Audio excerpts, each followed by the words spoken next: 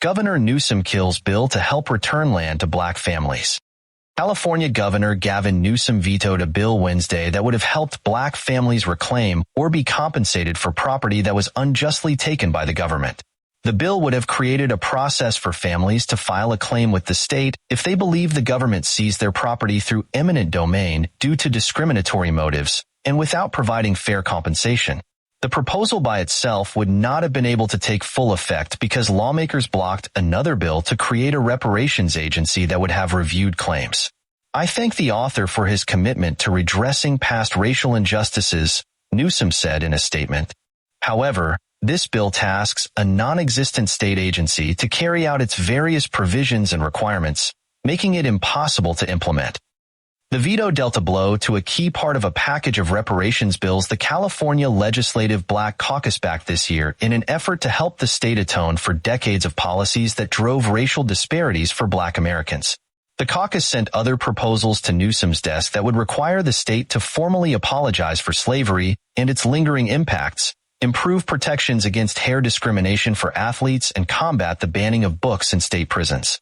Democratic State Senior Stephen Bradford introduced the eminent domain bill after Los Angeles area officials in 2022 returned a beachfront property to a black couple a century after it was taken from their ancestors through eminent domain. Bradford said in a statement earlier this year that his proposal was part of a crucial framework for reparations and correcting a historic wrong. Bradford also introduced a bill this year to create an agency to help black families research their family lineage and implement reparations programs that become law, and a measure to create a fund for reparations legislation. But Black Caucus members blocked the reparations agency and fund bills from receiving a final vote in the Assembly during the last week of the legislative session last month. The caucus cited concerns that the legislature would not have oversight over the agency's operations and declined to comment further on the reparations fund bill because it wasn't part of the caucus reparations priority package.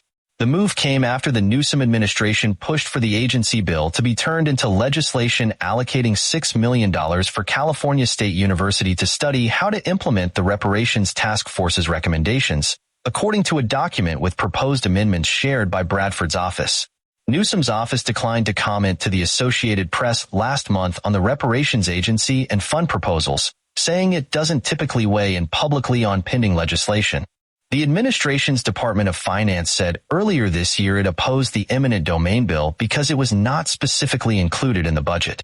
The agency said the cost to implement it was unknown but could have ranged from hundreds of thousands of dollars to low millions of dollars annually, depending on the workload required to accept, review, and investigate applications.